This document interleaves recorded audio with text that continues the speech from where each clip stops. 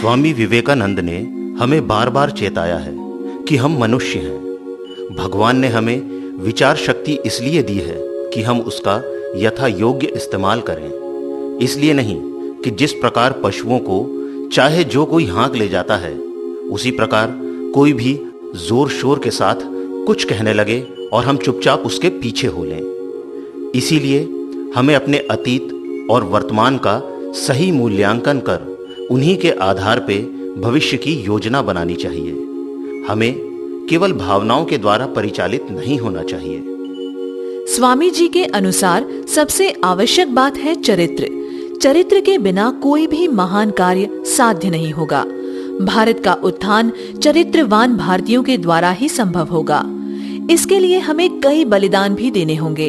इस प्रकार के कार्यों के अध्ययन के लिए विवेकानंद साहित्य अत्यंत मार्गदर्शक सिद्ध होगा।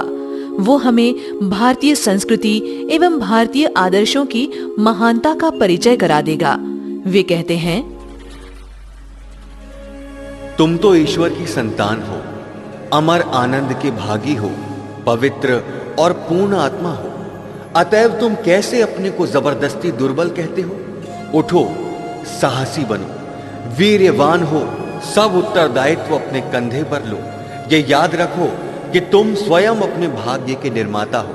तुम जो कुछ बल या सहायता चाहो, सब तुम्हारे ही भीतर विद्यमान है। ब्राह्मणेतर जातियों से मैं चाहता हूं, ठहरो, जल्दी मत करो। ब्राह्मणों से लड़ने का मौका मिलते ही उसका उपयोग न करो, क्योंकि तुम अपने ही दोष से कष्ट पा रहे हो। समाचार पत्रों से कहा और इन सब व्यर्थ वाद विवादों और झगड़ों में शक्ति क्षय न करके अपने ही घरों में इस तरह लड़ते झगड़ते न रहकर जो कि पाप है उससे लड़े। ब्राह्मणों के समान ही संस्कार प्राप्त करने के लिए अपनी सारी शक्ति लगा दो। बस तभी तुम्हारा उद्देश्य सिद्ध होगा। उन्होंने हमें बार बार फटकारा है, मुर्दा कहा है, मम्मी कहा है, ताकि हम उज्जीवित हो उठें। तुम ऊंची जात वाले क्या जीवित हो?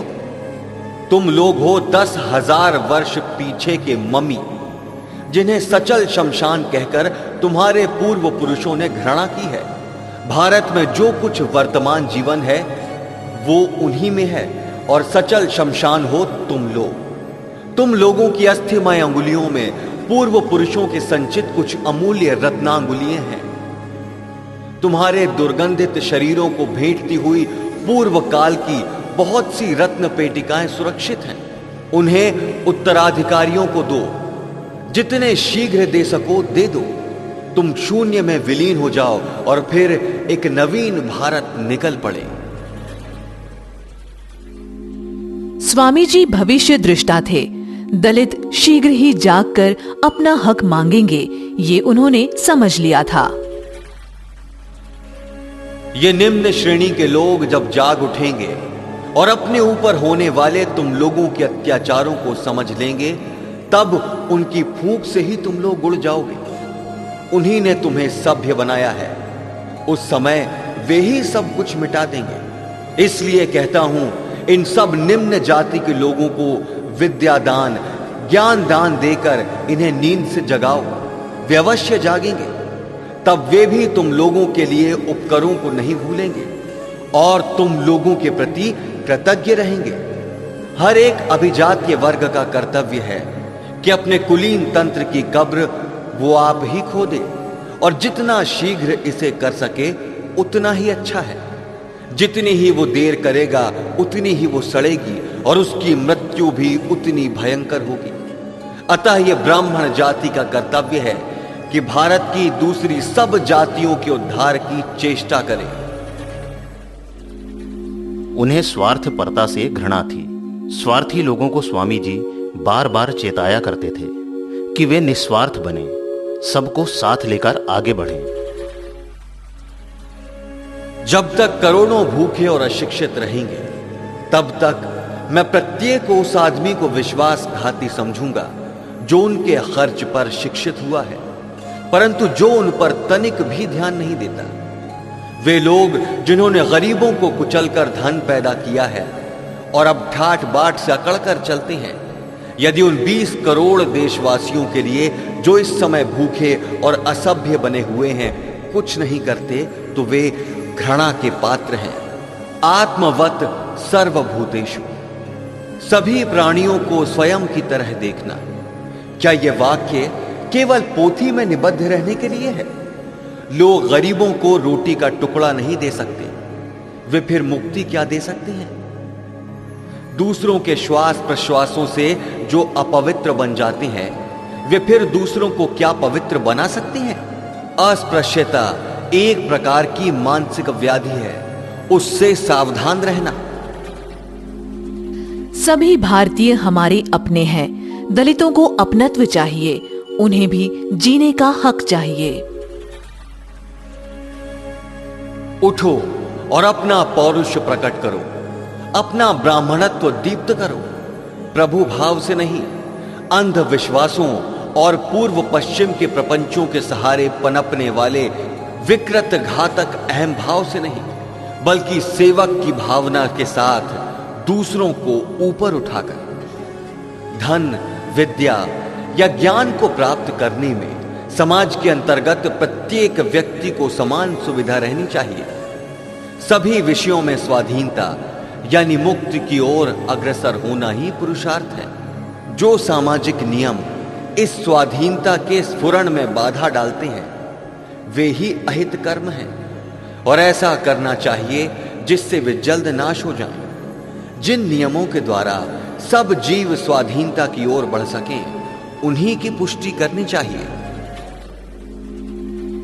पहले श्रेष्ठ वस्तु का दान करो, बचे हुए को अपना कहो। गण देवता की पूजा ही सच्ची पूजा है। प्रत्येक वस्तु का अग्रांश दीनों को देना चाहिए। अवशिष्ट भाग पर ही हमारा अधिकार है। सबसे पहले उस विराट की पूजा करो जिसे तुम अपने चारों ओर देख रहे हो, उसकी पूजा करो। वर्शिप ही इस संस्कृत शब्द का ठीक समानार्थक है। अंग्रेजी के किसी अन्य शब्द से काम नहीं चलेगा। ये मनुष्य और पशु जिन्हें हम आसपास और आगे पीछे देख रहे हैं, ये ही हमारे ईश्वर हैं। इनमें सबसे पहले पूज्य हैं हमारे अपने देशवासी। अपना सारा ध्यान इसी एक ईश्वर पर लगाओ। हमारा देश ही हमारा जागृत देवता है। सर्वत्र उसके हाथ हैं, सर्वत्र उसके पैर हैं और सर्वत्र उसके कान हैं। समझ लो कि दूसरे देवी देवता सो रहे हैं। जिन व्यर्थ के देवी देवताओं को हम देख नहीं पाते उनके पीछे तो हम बेकार दौड़े, और जिस विराट को हम अपने चारों ओर देख रहे हैं उसकी पूजा ही ना करें। स्वामी जी कहते हैं, हर जीव में ईश्वर का अंश है, उसकी अवहेलना मत करो।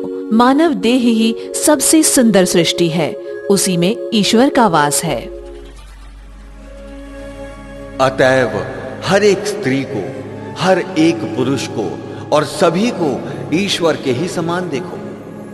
मैंने इतनी तपस्या करके यही सार समझा है कि जीव जीव में वे अधिष्ठित हैं। इसके अतिरिक्त ईश्वर और कुछ भी नहीं। जो जीवों पर दया करता है वही व्यक्ति ईश्वर की सेवा कर रहा है। यदि तुम अपने भाई मनुष्य की नर ईश्वर की उपासना नहीं करते तो उस ईश्वर की कल्पना कैसे कर सकोगे जो अव्यक्त है? किंतु सोच लो कि उससे भी उच्चतर, उससे भी महान मानव देह रूपी मंदिर तो पहले से ही मौजूद है। पद दलितों में ईश्वर का सर्वश्रेष्ठ रूप विद्यमान है। प्रेम, दया, भक्ति और सेवा यही बीज मंत्र हैं। अपने तन, मन और वाणी को जगद्धिताय अर्पित करो। तुमने पढ़ा है, मातृदेव भव पितृदेवो भव। अपनी माता को ईश्वर समझो, अपने पिता को ईश्वर समझो। परंतु मैं कहता हूं, दरिद्र देवो भव, मूर्ख देवो भव। गरीब, निरक्षर, मूर्ख और दुखी, इन्हें अपना ईश्वर मानो। इनकी सेवा करना ही परम धर्म समझो। मैं अच्छी तरह जानता हूं, भारत माता अपनी उन्नति के लिए अपनी श्रेष्ठ संतानों की बलि चाहती है। संसार के वीरों को और सर्वश्रेष्ठों को बहुजन हिताय बहुजन सुखाय अपना बलिदान करना होगा। असीम दया और प्रेम से परिपूर्ण सैकड़ों बुद्धों की आवश्यकता है। उन्हें युवकों से बहुत आशा थी। भविष्य का भारत गढ़ने के लिए उन्होंने उन्हीं का आह्वान किया था। अपने को दुर्बल मत समझो, मत सोचो हम क्या कर सकते हैं, अपनी शक्ति को पहचानो। गांव-गांव तथा घर घर में जाकर लोकहित एवं ऐसे कार्यों में आत्मनियोग करो जिससे कि जगत का कल्याण हो सके। चाहे अपने को नरक में क्यों न जाना पड़े, परंतु दूसरों की मुक्ति हो। अरे मृत्यु जब अवश्यम भावी है तो ईंट पत्थरों की तरह मरने के बजाय वीर की तरह मरना क्या अच्छा नहीं? तुम काम में लग जाओ, फिर देखोगे इतनी शक्ति आएगी कि तुम उसे संभाल ना सकोगे। दूसरों के लिए रत्ती भर काम करने से भीतर की शक्ति जाग उठती है। दूसरों के लिए रत्ती भर सोचने से धीरे धीरे हृदय में सिंह का सा बल आ जाता है। तुम लोगों से मैं इतना स्नेह करता हूं, परंतु यदि तुम लोग दूसरों के लिए परिश्रम करते करते मर भी जाओ तो भी ये देखकर मुझे प्रसन्नता ही होगी। निस्वार्थ सेवा करना यही मूल मंत्र है। भगवान को ढूंढ रहे हो? आओ मैं बताता हूँ वो कहाँ है। केवल वही व्यक्ति सबकी अपेक्षा उत्तम रूप से कार्य करता है जो पूर्णतया निस्वार्थी है, जिसे ना तो धन की लालसा है, न कीर्ति की और न किसी अन्य वस्तु की। और मनुष्य जब ऐसा करने में समर्थ हो जाएगा तो वो भी एक बुद्ध बन जाएगा और उसके भीतर से ऐसी शक्ति प्रकट होगी जो संसार की अवस्था को संपूर्ण रूप से परिवर्तित कर सकती है। प्रेम ही मैदान जीतेगा। क्या तुम अपने भाई मनुष्य जाति को प्यार करते हो? ईश्वर को कहां ढूंढने चले हो? ये सब गरीब, दुखी, निर्बल मनुष्य क्या ईश्वर नहीं है? इन्हीं की पूजा पहले क्यों नहीं करते? गंगा तट पर कुआं खोदने क्यों जाते हो? प्रेम की असाध्य साधनी शक्ति पर विश्वास करो। अपना धर्म समझकर कर्म करो, निष्काम कर्म में ही मुक्ति है। हम धन्य हैं जो हमें यह सौभाग्य प्राप्त है कि हम उनके लिए कर्म करें, उनको सहायता देने के लिए नहीं। इस सहायता शब्द को मन से सदा के लिए निकाल दो। तुम किसी की सहायता नहीं कर सकते। यह सोचना कि तुम सहायता कर सकते हो महा अधर्म है, घोर ईश निंदा है। केवल ईश्वर पूजा के भाव से सेवा करो। दरिद्र व्यक्तियों में हमको भगवान को देखना चाहिए। अपनों की मुक्ति के लिए उनके निकट जाकर हमें उनकी पूजा करनी चाहिए। अपनी ही मुक्ति के लिए उनके निकट जाकर हमें उनकी पूजा करनी चाहिए। अनेक दुखी और कंगाल प्राणी हमारी मुक्ति के माध्यम हैं, ताकि हम रोगी, पागल, कोढ़ी, पापी आदि स्वरूपों में विचरते हुए प्रभु की सेवा करके अपना उद्धार करें। अपने को भूल जाओ, आस्तिक हो या नास्तिक। प्रत्येक के लिए यही प्रथम पाठ है। जब तुम सुख की कामना समाज के लिए त्याग सकोगे, तब तुम भगवान को पा सकोगे। विवेकानंद जी ने लिखा है, क्या तुम अंधेरे में भटक रहे हो? प्रार्थना करो, प्रकाश दिख जाएगा। आओ हम सब प्रार्थना करें। हे कृपामय ज्योति, पथ प्रदर्शन करो। और अंधकार में से एक किरण दिखाई देगी। पथ प्रदर्शक कोई हाथ आगे बढ़ जाएगा। जो दारिद्र्य, पुरोहित प्रपंच तथा प्रबलों के अत्याचारों से पीड़ित हैं, उन भारत के करोड़ों पद दलितों के लिए प्रत्येक आदमी दिन रात प्रार्थना करे। मैं धनवान और उच्च श्रेणी की अपेक्षा उन पीड़ितों को ही धर्म का उपदेश देना पसंद करता हूं। मैं न कोई तत्व जिज्ञासु हूं, न दार्शनिक हूं और न सिद्ध पुरुष हूं। मैं निर्धन हूं और निर्धनों से प्रेम करता हूं। ये 20 करोड़ नर नारी जो सदा गरीबी और मूर्खता के दलदल में फंसे हैं, उनके लिए किसका हृदय रोता है? कौन उनके दुख में दुखी है? ये ही तुम्हारे ईश्वर हैं, ये ही तुम्हारे इष्ट बने। निरंतर इन्हीं के लिए सोचो, इन्हीं के लिए काम करो, इन्हीं के लिए निरंतर प्रार्थना करो। प्रभु तुम्हें मार्ग दिखाएगा। संवेदनशील बनो, दूसरों के दुख के बारे में सोचो। अपना दुख भुलाने के लिए दूसरे के दुखों को दूर करने की कोशिश करो। बड़े काम करने के लिए 3 बातों की आवश्यकता होती है। पहला है हृदय की अनुभव शक्ति। क्या तुम अनुभव करते हो कि देव और ऋषियों की करोड़ों संतानें आज पशुतुल्य हो गई हैं? क्या तुम हृदय से अनुभव करते हो कि लाखों आदमी आज भूखों मर रही हैं और लाखों लोग शताब्दियों से इसी भांति भूखों मरते आए हैं? क्या तुम ये सब सोचकर बेचैन हो जाते? क्या इस भावना ने तुम्हें निद्राहीन कर दिया है? क्या ये भावना तुम्हारे रक्त के साथ मिलकर तुम्हारी धमनियों में बहती है? क्या ये भावना तुम्हारे रक्त के स्पंदन से मिल गई है? क्या उसने तुम्हें पागल सा बना दिया? क्या ईश्वर की दुर्दशा की चिंता ही तुम्हारे ध्यान का एकमात्र विषय बन बैठी है? और क्या इस चिंता में विभोर हो जाने से तुम अपने नाम, यश, पुत्र, कलत्र, धन संपत्ति, यहां तक कि अपने शरीर की भी सुध बिसर गए हो? क्या तुमने ऐसा किया है? यदि हां तो जानो तुमने देशभक्त होने की पहली सीढ़ी पर पैर रखा है। हां, केवल पहली ही सीढ़ी पर। क्या इस दुर्दशा का निवारण करने के लिए तुमने कोई यथार्थ कर्तव्य पथ निश्चित किया है?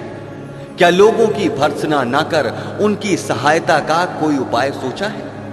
क्या स्वदेश वासियों को उनकी इस जीवन मृत अवस्था से बाहर निकालने के लिए कोई मार्ग ठीक किया है? क्या उनके दुखों को कम करने के लिए 2 सांत्वनादायक शब्दों को खोजा है? थको मत, हारो मत, बैठो मत, चलते चलो। कामयाबी एक दिन तुम्हारे कदम चूमेगी। अपने ऊपर भरोसा करना सीखो।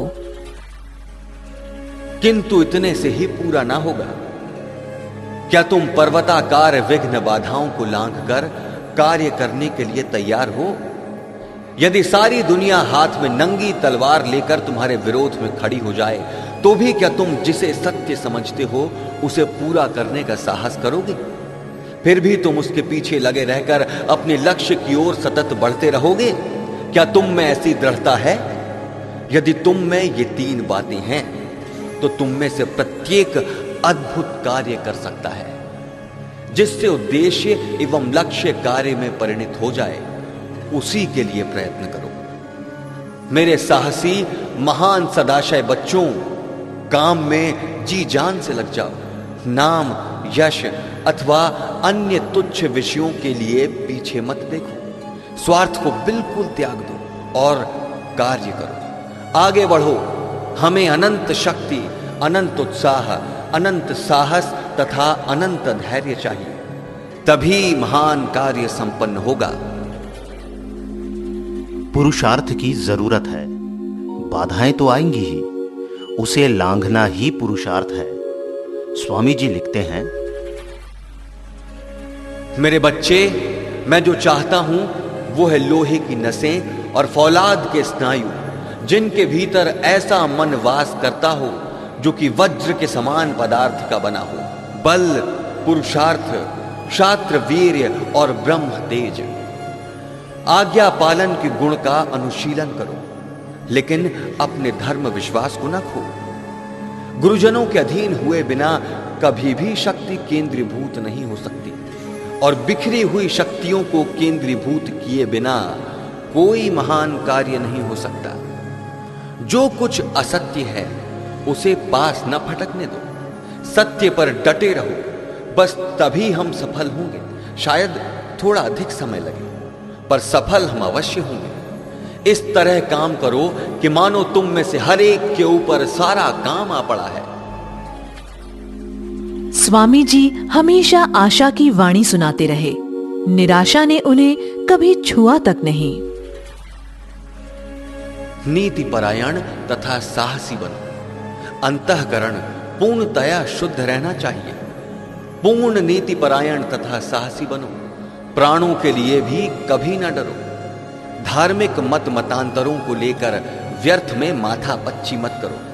कायर लोग ही पाप आचरण करते हैं, वीर पुरुष कभी पाप अनुष्ठान नहीं करते, यहां तक कि कभी वे मन में भी पाप का विचार नहीं लाते। इन दो चीजों से बचे रहना, क्षमता प्रियता और ईर्ष्या। सदा आत्मविश्वास का अभ्यास करना। आशा, आशा और आशा, अच्छे की आशा, भारत को गौरवान्वित देखने की आशा। इसी आशा के सहारे वे कार्य करते गए। उन्होंने कहा था, फिर से काल चक्र घूम कर आ रहा है। एक बार फिर भारत से वही शक्ति प्रवाह निसृत हो रहा है जो शीघ्र ही समस्त जगत को प्लावित कर देगा। विश्वास रखो, विश्वास रखो। प्रभु की आज्ञा है कि भारत की उन्नति अवश्य ही होगी और साधारण तथा गरीब लोग सुखी होंगे। भारत का पुनरुत्थान होगा, पर वो जड़ की शक्ति से नहीं, वरन आत्मा की शक्ति द्वारा। वो उत्थान विनाश की ध्वजा लेकर नहीं, वरन शांति और प्रेम की ध्वजा से, सन्यासियों के वेश से। धन की शक्ति से नहीं, बल्कि भिक्षा पात्र की शक्ति से संपादित होगा। हमारे कार्यों पर भारत का भविष्य निर्भर है। देखिए, वो भारत माता तत्परता से प्रतीक्षा कर रही है, वो केवल सो रही है। अतः यदि भारत को महान बनाना है, उसका भविष्य उज्जवल करना है, तो इसके लिए आवश्यकता है संगठन की, शक्ति संग्रह की और बिखरी हुई इच्छा शक्ति को एकत्र कर उसमें समन्वय लाने की। स्वामी जी को भारत की भावी पीढ़ियों पर विश्वास था। उन्होंने उन्हें बार बार उसी अग्नि मंत्र में दीक्षित करना चाहा है, उठो, जागो, जागो। पहले आदमी, मनुष्य उत्पन्न करो। हमें अभी मनुष्यों की आवश्यकता है, और बिना श्रद्धा के मनुष्य कैसे बन सकते हैं? उठो, जागो, स्वयं जगकर औरों को जगाओ, अपने नर जन्म को सफल करो। उत्तिष्ठत जागृत प्राप्य वरान्य बोधत। उठो, जागो और तब तक रुको नहीं जब तक लक्ष्य प्राप्त ना हो जाए। मन एक बार हरि बोल, मन एक बार हरि बोल, मन एक बार हरि बोल, मन एक बार हरि बोल। हरि पिता हरि माता, हरि पिता हरि हरि पिता हरि माता, हरि पिता हरि माता, हरि गुरु ज्ञान दाता, हरि गुरु ज्ञान दाता, हरि गुरु ज्ञान दाता, हरि गुरु हरि पिता हरि माता, हरि पिता हरि माता, हरि गुरु ज्ञान दाता, हरि गुरु ज्ञान दाता। चिदानंद रूप हरि पतित पावन हरि एक बार हरि बोल। चिदानंद रूप हरि पतित पावन हरि एक बार हरि बोल। चिदानंद रूप हरि पतित पावन हरि एक बार हरि बोल। चिदानंद रूप हरि पतित पावन हरि एक बार हरि बोल। मन एक बार हरि बोल, मन एक बार हरि बोल, मन एक बार हरि बोल, मन हरि हरि हरि बोले, हरि हरि हरि बोले, हरि हरि हरि बोले, हरि हरि हरि बोले, मन एक बार